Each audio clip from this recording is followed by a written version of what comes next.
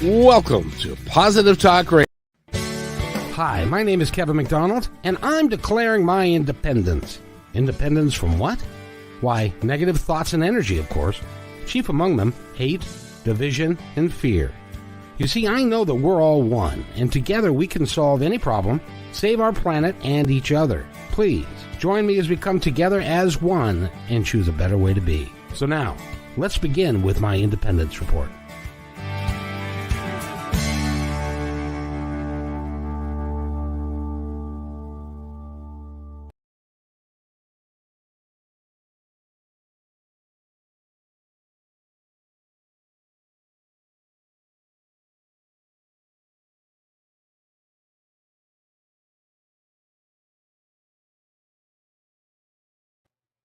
And welcome to the show, everybody. My name is Kevin McDonald, and you're listening to my Independence Report. And today we've got a great show for you.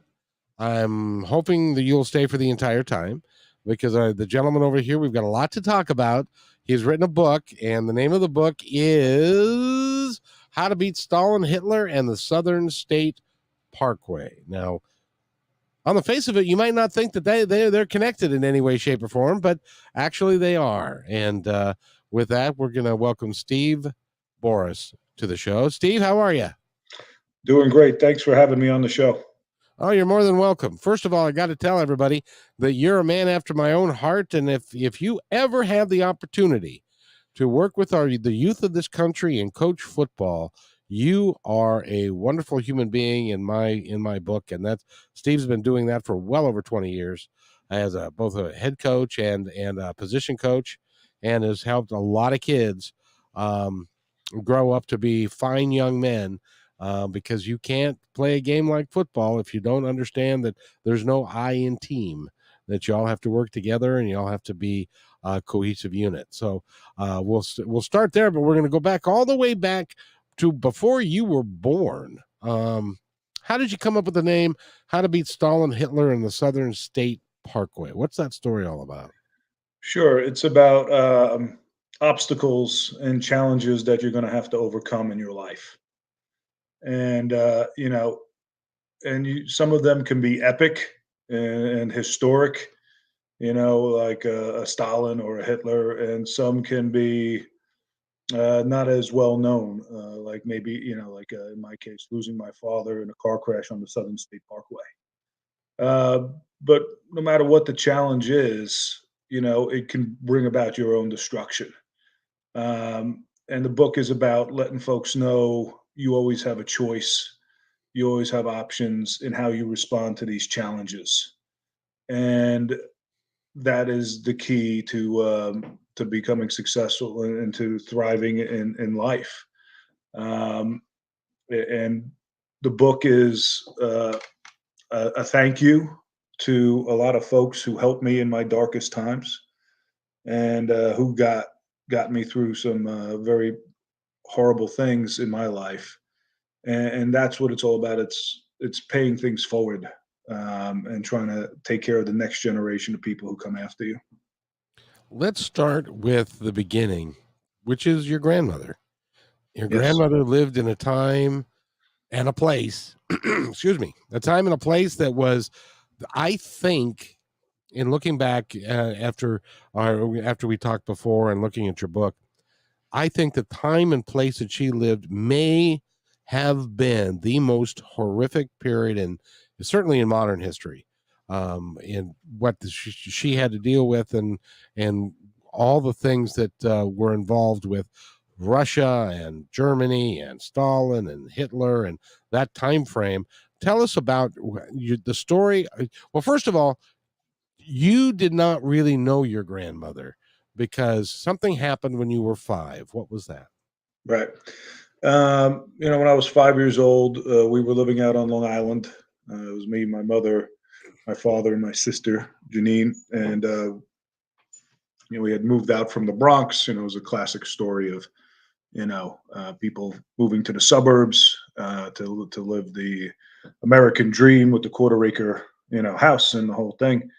And my Ukrainian grandmother, my babcha, lived in the city at that point, Yonkers, New York, and came out to visit us.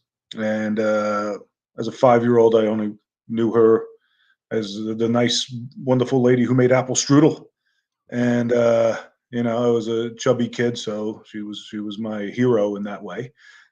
She could produce the pastry, and my father drove her home early after staying with us for a weekend. He drove her home early in the morning. He worked in the city as a lineman working for the telephone company, and he said, "Mom, I don't want you to take the train and get mugged or something. I'll drive you home so you can be safe." And about halfway out on the Southern State Parkway, um, another car, a woman had been drinking, fell asleep, and crossed her, lost control of her car, drove across the divider, and hit my father and Babcha head on, killing them instantly. Ugh. And that was the big shock of my life, and had kind of driven me into just set the dominoes rolling, in my life, and in a very negative way. Um, I never got to really know her too much, but I'm going to get to know her through my mother. Yes, indeed. Now, first of all, I want to make sure that everybody understands. Do not let somebody leave your house, your kids, your husband, your wife, without saying, I love you, giving them a hug, because you just don't know what's going to happen and if you'll ever see them again. That must have been a horrific call that came. Was it a policeman come to your house, or was it a call that you got? Yeah, it was. I was 5 and a half, and my other grandmother, my mother's mother, the Italian side of the family, Ida, was getting us ready for school. Me and my sister, uh, who was 2 at the time, she was just hanging out on the couch, and 2 police officers came to the door and they spoke to her, and then she just started screaming, a scream that you could never forget, nor could I really describe. And we didn't know what happened, and she was so distraught she couldn't communicate what was happening. And so me and my sister just hid under the table, and in the chaos, all we heard was dead. We knew somebody had died, but we didn't know who. And we had to just wait and see who walked through the door. And it was my mother. And, it And was and then your grandmother told your mom, and that same scenario then was repeated with your mom, I'm sure. That she lost it probably as well, huh? Yeah, and it's just if you've gone through it, you know what I'm talking about, and it's just a feeling of ultimate despair, and it's disbelief, and And, eh, and so over time you recovered from that and you grew up a little bit, but there was a question about your grandmother because you didn't really know her, and right. you were only 5. And what was the story that your mom told you about her? Yeah, sure. So as I was growing up, and life for me was difficult. I was learning disabled. I was flunking out of school. I was overweight. I was being bullied mercilessly, and I was getting close to the edge. I was starting to think some unthinkable things, and my mom knew this. And she would always say, "No, it's going to be great. Everything's going to be fine." And as a kid, you say, "Ma, you're supposed to say that."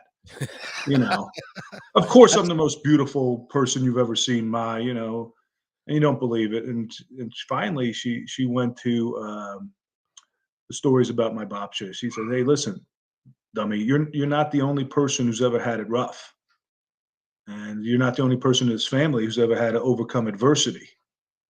And that's when she started telling me the history of babcha, of Eva, Eva Boris. And okay, well, what's her story? The apple strudel lady. What did this lady do besides make beautiful apple strudel? And she said, she was basically a superhero. I go, superhero? What are you talking about? And she goes, well, when she was your age, I was about 12, 13 at this time, She was a farmer in the Ukraine. Her family was working, they were farmers. That was what you did in the Ukraine back then. Life was good. They had a very prosperous farm and tons of food and lots of family. And then Stalin decided he wanted to break the Ukrainians, that they were not submitting to his collective farms, with the communist regime. And in order to break them, he enacted what was known as the Holodomor, or Great Hunger, and basically surrounded the country with the Red Army and had his soldiers come in and take all the food out. And when I say all the food, I mean all the food. They came to the farm, they just livestock, pantry, ripped up the floorboards, took the garbage. And the only way they could get food was from the collective store, which never had enough, would always run out, and 6 million people starved to death. And it's one of the most evil episodes in human history. Most people don't even know what happened. And the Russians today still deny it. Putin goes, Putin. It's like, what are you talking about? It's the flu or something over there. And her family had to do unspeakable things, eat whatever you could eat, bugs, animals, human excrement. And, some folks resorted to cannibalism, though I don't know if they did themselves. And the will it took to survive this was unimaginable. But what you have to understand, they didn't do it alone. They got through it together. And anytime one of the family members was down and out and looking to give up and just roll over and die, they'd pick each other up. And the philosophy became live one more day. Live one more day. And the mission was that eventually we're going to have a good life again. Maybe not them, but a grandchild, a great grandchild, me, was going to, have a bright future. And they were going to prove Stalin wrong. Because what you have to understand, it's not just, okay, we want to kill you. It's we want to annihilate you and your people and your culture from existence. And how do you battle that? You live one more day and you go on and have a great life. It doesn't mean you have to go be a rocket scientist or invent plutonium or, that you live well and that you love. Part of living well is forgiving and having love in your heart. And It's interesting that you were also a teacher. You still are a teacher. yes, And I do not remember, and I was a student of history. I do not remember that being taught in our history books or world history about that particular episode ever happening. And it's because 6 million people died of starvation, and nobody was really talking about it. It's beyond me that the inhumane treatment of fellow humans that we as human beings are capable of. But then that wasn't it for your grandma. It right. it went from the kettle and to the fire, as it were. Because then what happened? Yeah. And so they recovered. Stalin eventually relented. He felt he had, he'd broken their spirits, and he had, for some. And they started to, gain some pounds back and start to recover. And then Hitler was master of Germany. And he starts his policy of expansion of Liberausen, trying to get the breathing room. And World War II begins, and in 1941, he unleashes Operation Barbarossa, which is the largest land battle in the history of the world. You had millions of men at any time fighting in some of the most ruthless combat, and Babcha was on the front line.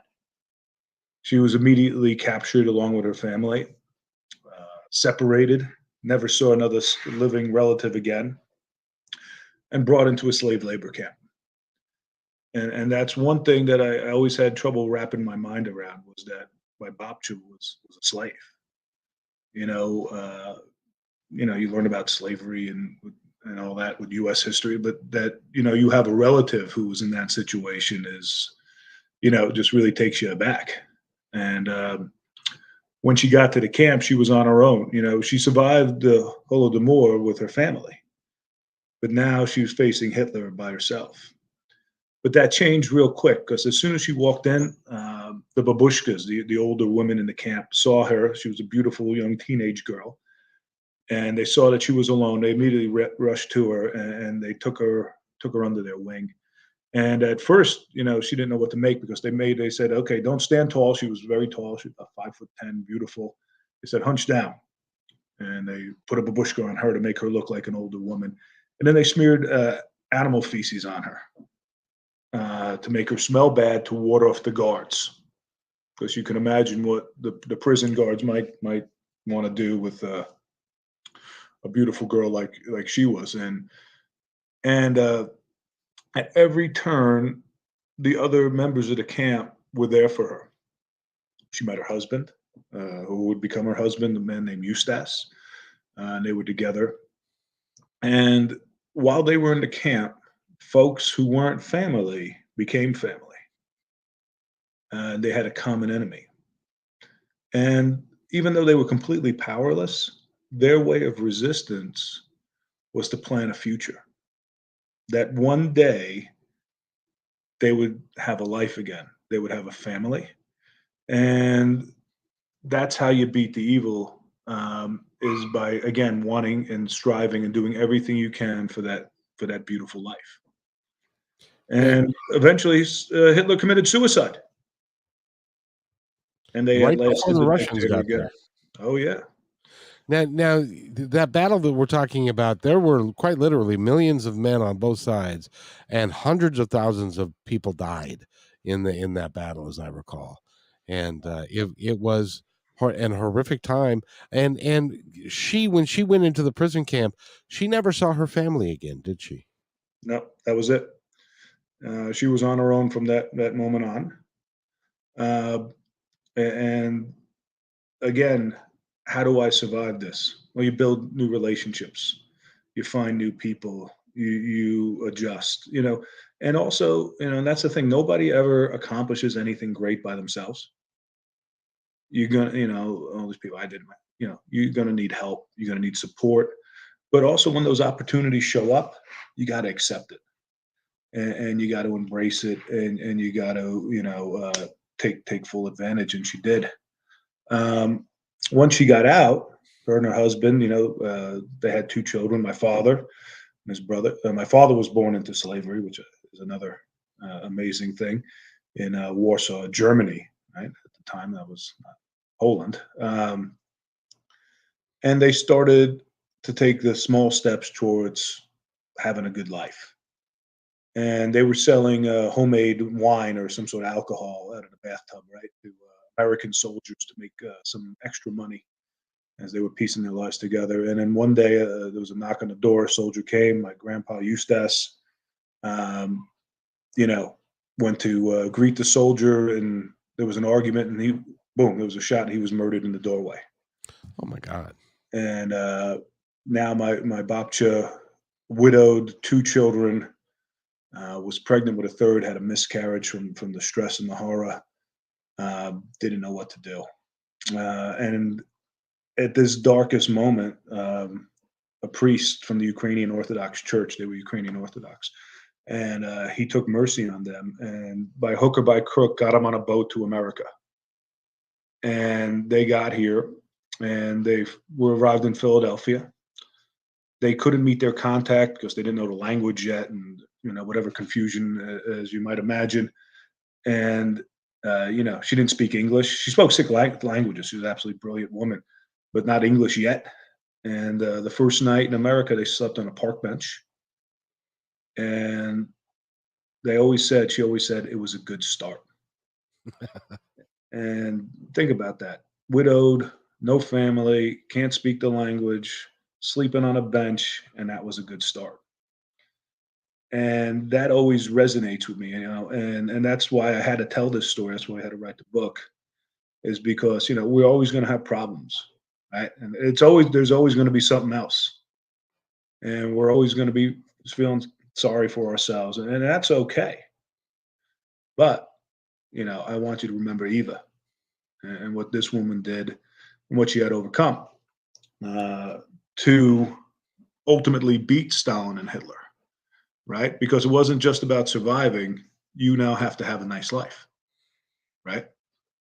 Oh yeah. Well, in for someone like that to go through, see, we have uh, us in our cushy life in the United States have really no conception of what it's like to not have anything and not to have any food, not to know where the next food's coming from, not Right. to have food stamps, not to have a place to be, not to have absolutely nothing with two children in tow. And she must have been just an amazing human being. That's right. Like, when my mother said she's a superhero, I mean, you're a superhero, and and built herself up. She had to put her boys in an orphanage because there was no daycare, right? And worked her way up. Eventually, they moved up to the Bronx, and and had a home and started life. And understand. She was a very tough woman. One of the things she did to try to train her boys, she would, in the summertime when they were off from school and they were, 9, 10, 11 years old, whatever they were, she'd put a quarter on top of the fridge before she went to work and said, "This quarter better be here when I get back." And it was a way of testing them because, the ice cream man would show up. And some days I said, "Okay, we're going to get some ice cream, right?" And I think the ice cream used to cost a quarter. That's what I think is unbelievable. And if the first thing she would check is for the quarter, and if it wasn't there, she'd pour some raw rice on the floor and make them kneel on it and hold a heavy book over their head for about an hour or so as punishment. And of course we think, oh, that's child abuse, but she was getting them ready. She was trying to make them tough for their challenges in life and try to build them discipline. And it was a way of you know her trying to take care of her kids and build them up for their challenges and create some discipline. But I didn't do that to my kids. Although, I was a football player. This goes all the way back to the 70s, and they, I don't know about other programs, but our program, we had coaches that were very tough, and they expected a lot out of us. I remember one time we lost the. Well, we'll get into that in a little bit, but I want to finish this story because, and then of course your father passes away, and by the way, did your grandmother ever remarry? Yes. And that to me was like, the ultimate victory for her. She remarried. She started a small business. She owned her own home. And she had about 4 or 5 dogs. I just remember the dogs running around and attacking me as a kid, and just looking you all over, and what fun that was. And she met 4 grandkids, and that's how she won. And Yes. that's how you beat Stalin and Hitler right there. You get out of their camp, you get out of the Holodomor, you get to America, you start with nothing, you work your butt off, and then you die, you know, with a pretty good life under your belt. And you've laid the foundation for the next generation and the generation after that. And they wanted to, please understand, both those it was a war of annihilation. Yes, it They was. wanted the Ukrainians to cease to exist, and they wanted them to be erased from history. That's what genocide ultimately means, erasure from his you would never hear. And that we go on, that's how you win. It's amazing because there were whole towns that were completely leveled Mhm. so that like they had never existed, Yes. uh, as a way of punishment for, or and also an example that they could set to keep people in fear and not trying to step out and stuff. And they didn't. They were not part of the master race, as it were, at that time. So Right. they were allowed to, if they died, they died. And obviously 6 million Jews were exterminated, but there Yes. were a lot of other folks who were also exterminated along with them. Yeah, Hitler, and that's the true, uh, evil it wasn't just the Jewish people, and of course that is horrendous and well documented, and rightly so. But there was a list. So once they got through with the Jews, okay, next up Ukrainians, or next up Polish, or gypsies, or homosexuals, or handicapped folks. There was a long list, and chances are you weren't on the list of people who were going to be spared. And it's just a truly sickening period of time, and that you see any sort of reemergence of that sort of ideology today is just absolutely gut wrenching. You know, the in and on this show we don't talk about the news a lot, but there was over the weekend, and I'm sure you saw it. There was in Florida these people that were white supremacists, and they were carrying the Nazi flag, and I don't understand how anybody could hold the Nazis or Hitler in any kind of esteem at all, because they were such brutal, nasty human beings. Why would? But some people do, and yeah. And that's the thing, the struggle never ends. And that's why you always have to be vigilant, and you have to share these stories. It just can't become, oh, okay, well, ancient Rome and Julius Caesar, and and the ancient Aztecs, right? Okay, that happened. And no, this is stuff that can never be forgotten. And if it ever is, it's extremely dire consequences for all of us. And I don't think that our brain, at least my brain, isn't really capable of looking at a number like 6 million and being able to take that down to the individual, and how many people that is, and how horrific that was at that time, and that her whole family was exterminated as they took her away because she was a young, fit person. They could utilize her as slave labor, and the older, more infirmed people were not taken because they were more of they couldn't carry their weight, right? Hmm. Yeah, and that's probably what happened to her relatives who weren't healthy. They probably went to the death camp, and you know, and it's just that you were just seen as human cattle, and not a person, but a commodity. I'm so sorry, right here. There we go. No, you're good. I'm good. Um, my dog was about to go bananas here. Okay. Oh, Um, what kind of dog do you have? she's basically a giant yellow cake. I don't know. She's just a big loaf. She Well, needed to go up. let's talk about you. Your mom, you grew up, and life wasn't easy for you either.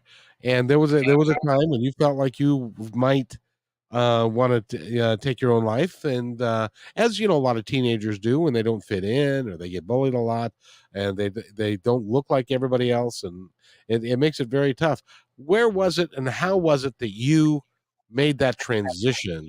Was it the story of your grandmother, or was that just a piece of what made the transition to become the man you are today?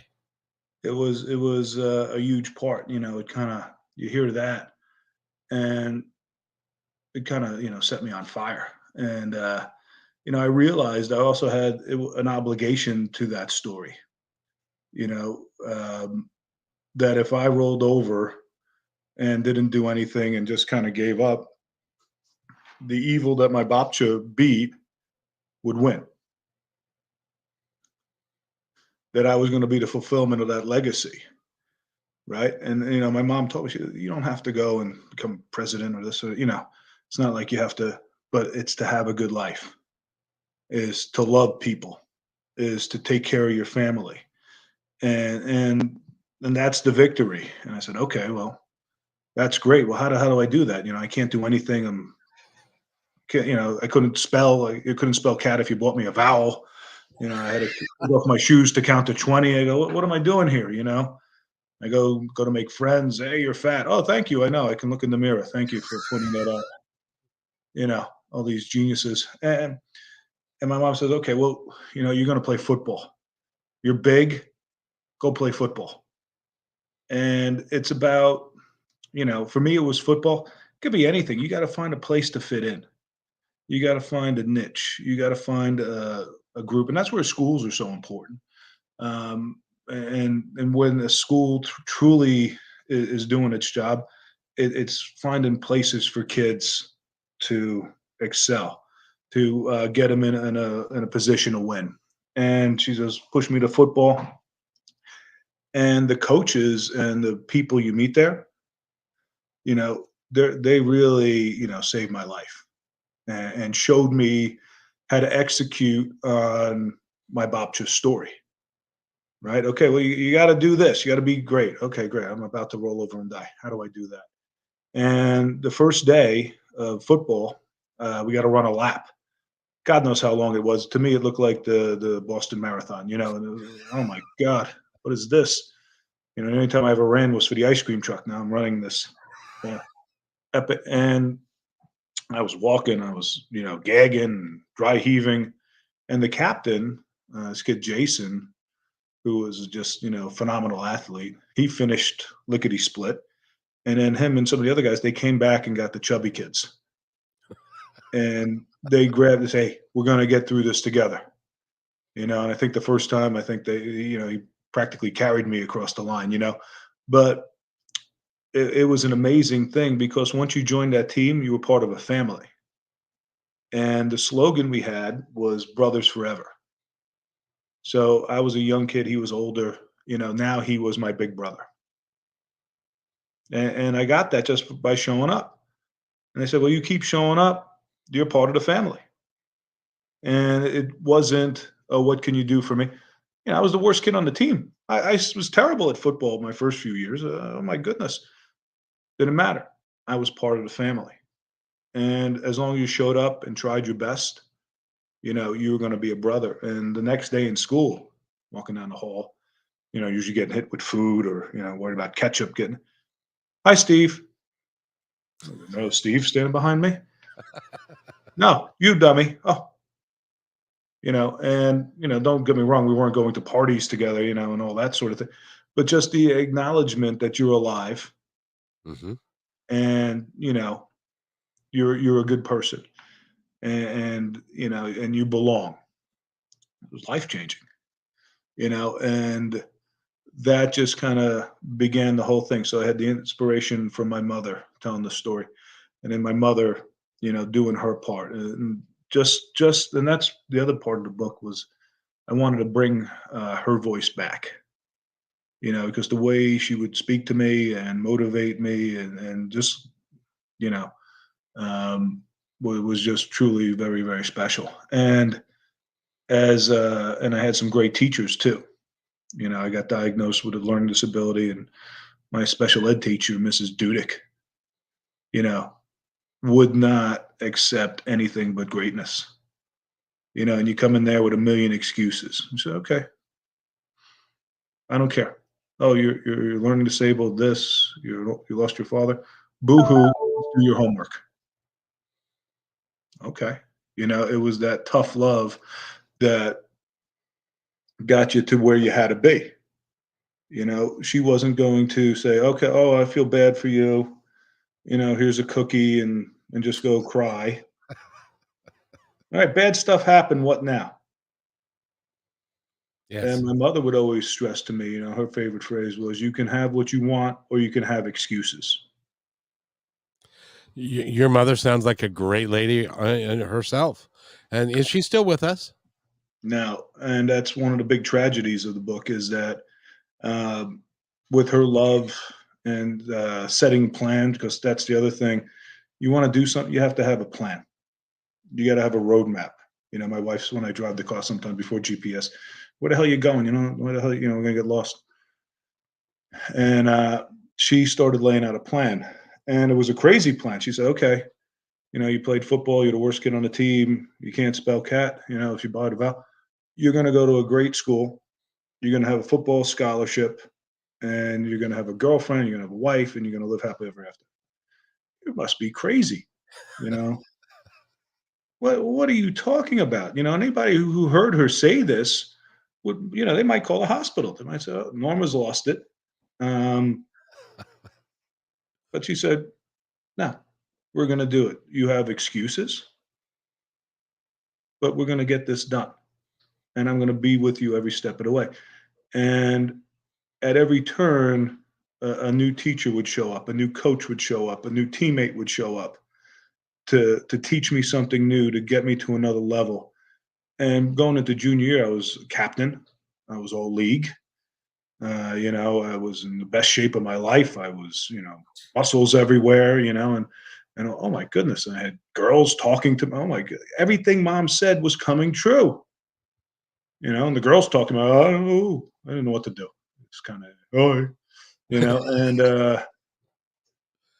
oh my As god, any and any so 17 going, or 18 boy would do. Yeah. yeah, and so now we're going into the spring of my junior year, and okay, but my goodness, mom, everything's coming together, and I get a knock on the door in my classroom. It's third period, and the principal's there. He says, "Steve, you got to come with me to my office." I say, "Oh yeah," and I start thinking, "Hey," because I saw it the year before. This must be a college scout here to recruit me, right? Because that they would pull you out of class and you go and talk and they give their sales pitch. It's great, I'm going to get recruited. He pulls me into the office and he said, "Steve, it's not a college coach. I got bad news. Your mom was in a car wreck Oh and no. she's dead." And that just ripped the ever loving guts right out of me on that spot.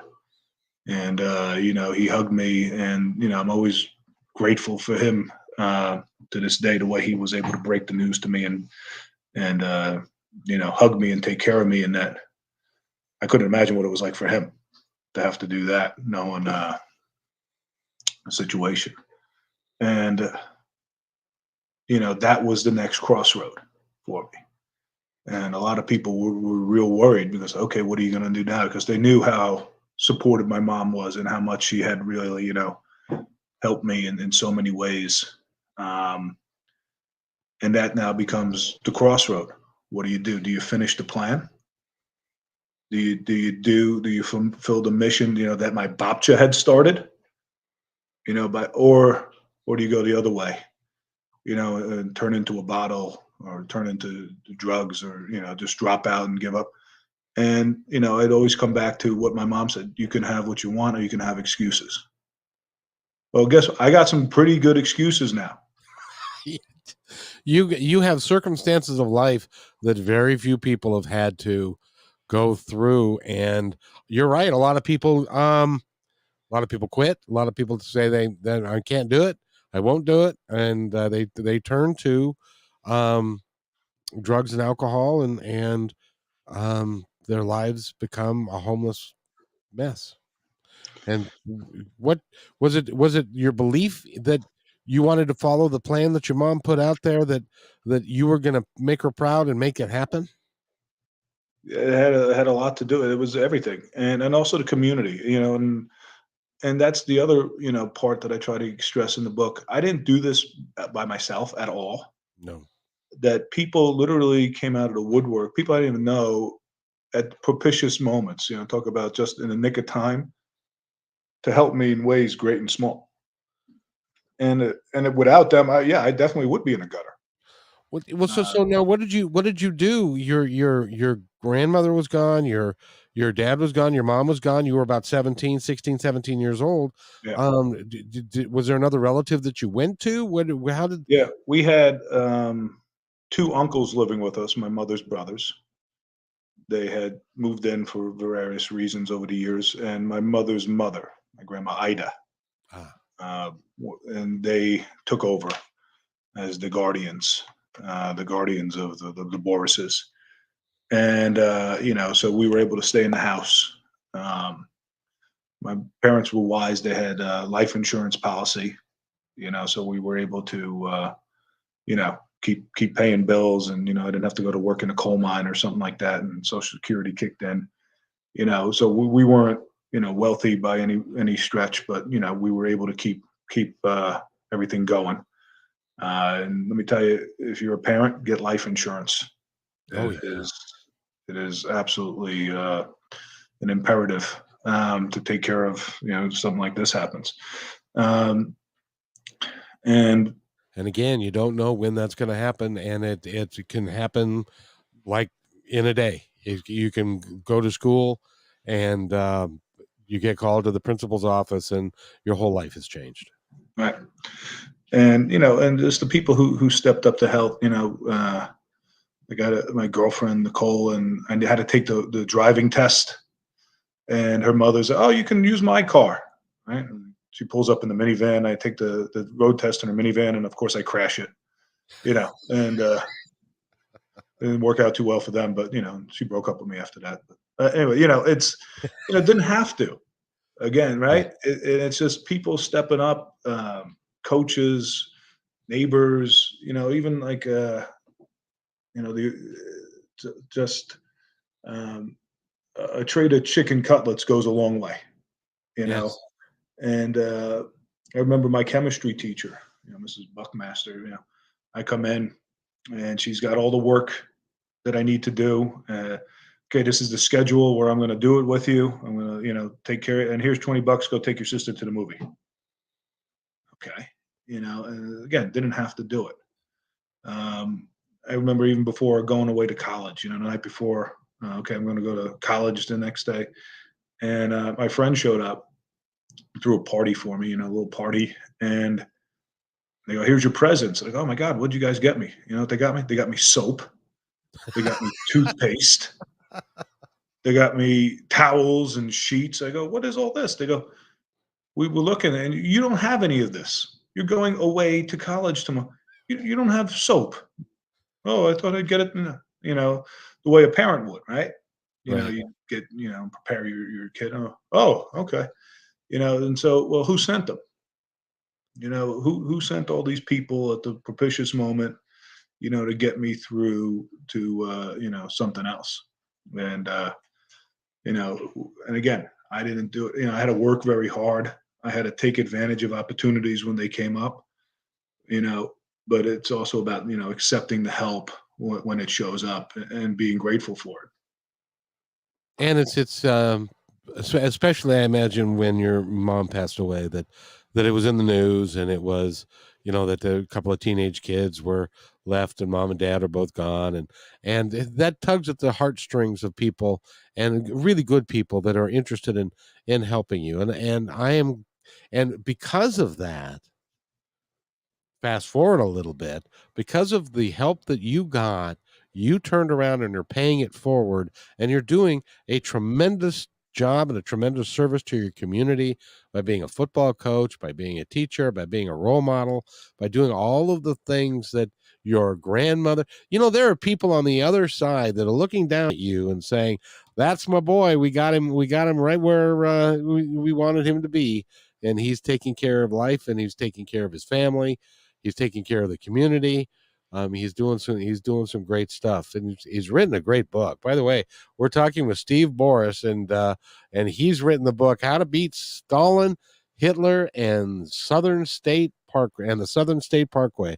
It's a tremendous read. I was reading some of the reviews. You must be very, very grateful for some of the reviews are just phenomenal of this particular book. I highly suggest you go out and get it. It's a really important piece for you to understand. Number one, for me, understand history a little bit better.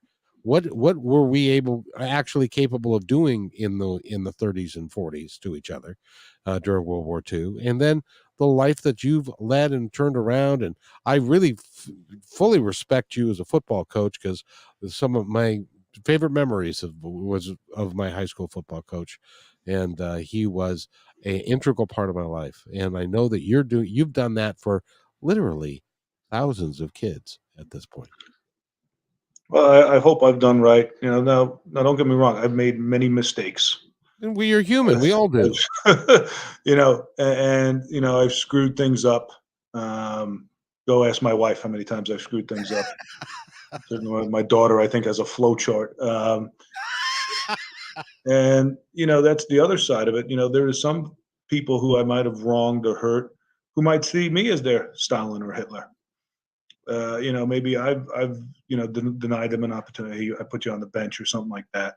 I gave you a bad grade, or maybe you know, uh, and the hope is in that case, well, did you overcome, right? And every time I screw up, um, it's about asking for forgiveness and trying to do better the next time, and being humble about it and trying to learn from mistakes. And sometimes you make the mistake two, three, four times, and but that's what we're here for, is to keep trying, to do the right thing. And ultimately, if we're acting with love in our heart, that's going to go a long way. And to me, that's the answer. Um, you're talking about before you saw the Nazis in Florida, where that philosophy, it's an absence of love. Yes. If you want to sum up what it is, it's an absence of love. And the only way to combat that, and I've had arguments with friends and family about things in the news, and what was bothering me most about those was, it was always who to hate, who to blame, who's at fault, who's the problem, instead of, okay, what can we do together? What's the common ground? And when we were on the football team, you had different people. When I played at Fordham, you had people from all over the place, coming together. But what brought us together? We love football, and one of the reasons you love football, because you love family. You love being together with people. You like working hard for a common goal where we can all succeed together.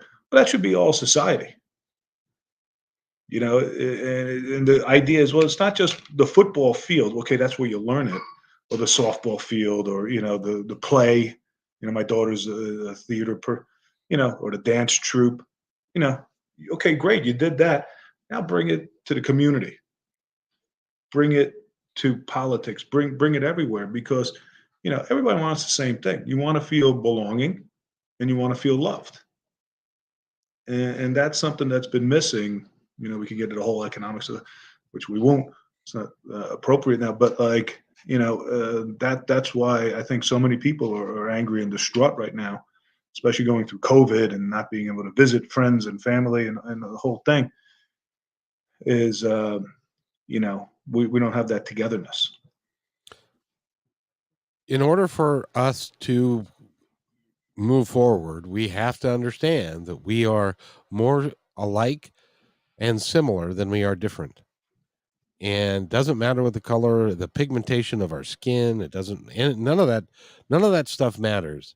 What matters is, you're right, is that we care about each other, that we work to uplift each other, to create something great together, and that there is no other. There is only us. And we need to treat it that way. Very well said. And Steve, I tell you, I appreciate. I'm going to have to go. I haven't read the book yet. That's going to change, because there was the review that I read said that it'll have you crying, it'll have you laughing, it might even have you peeing your pants, and so Well, that hopefully not the third, but exactly. Well, when you get to a certain age, you just aren't sure anymore. Um, but it's great fun to have you here, and I would like to take a moment before we close for you to. I'm going to step aside, and I want you to tell our audience, the folks that are listening now, and the folks that are going to listen to this in the future, anything that you would like them to know. sure.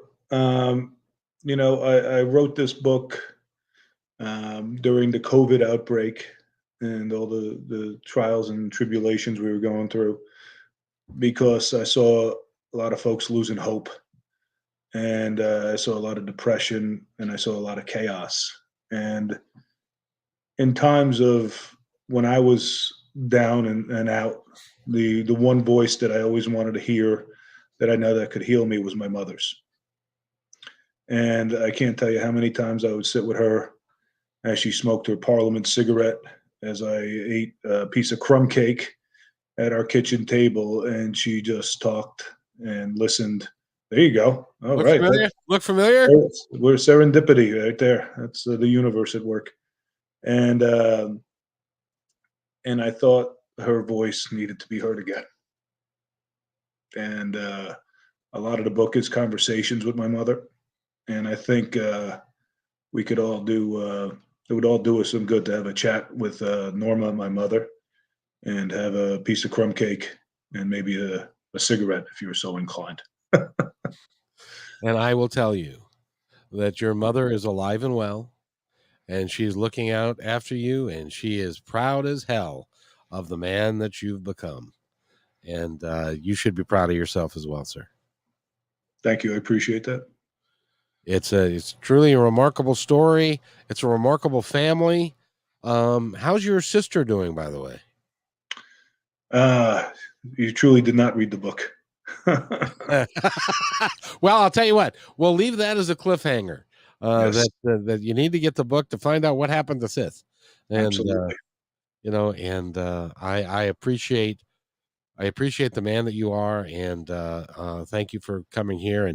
And on behalf of all the kids, because I was on a football team, and there were at the end when I was a senior, and it was the last game, and a lot of us were a little injured and stuff, and we looked around that room, and I have never felt the love for a group of people like that before or since. And Hmm.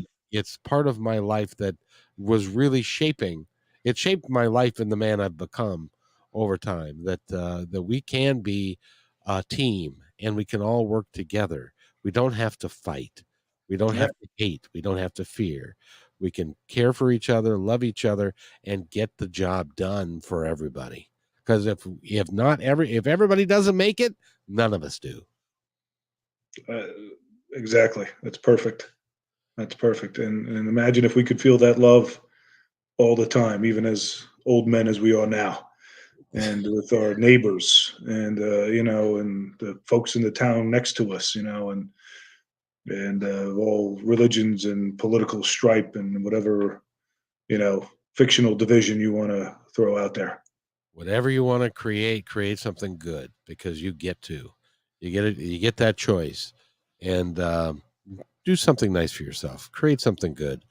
Steve Borys, thank you very much. You're going to have to come back, because I really like talking to you. You're a dynamic individual. You're great. Now, this was a pleasure. You're a wonderful man, and this was an amazing experience. And I appreciate all the great work you're doing with this broadcast and all your other endeavors. It's the right thing to do at the right time. Thank you. I really appreciate that. And it's necessary, it's vital, it's in my heart, it's in my soul, it's my passion. And bringing people like you to the world, it's important that I do this, and I do this for mankind, because if we can fix it, and I know we can, but we can Yes, only fix it if we work together. We can't fix it if we're going to be divisive and live in hate and fear. Doesn't work. just got pumped up right there. That was good. So, Steve, thank you very much. You wait right here. I'll be right back. Thanks for enjoying this episode all the way to the end. Please give us a like and subscribe to this channel. This has been a production of kmmedia.pro. Please visit our website, oddly enough, named kmmedia.pro, for more details about us and our mission, which is to provide great positive programming designed to inspire us all. I'm Kevin McDonald, and I'm proud of these shows, and I truly hope that you'll like them and share them with friends and family. So on behalf of our entire team, remember, be kind to each other, because each other's all we've got. We'll see you next time.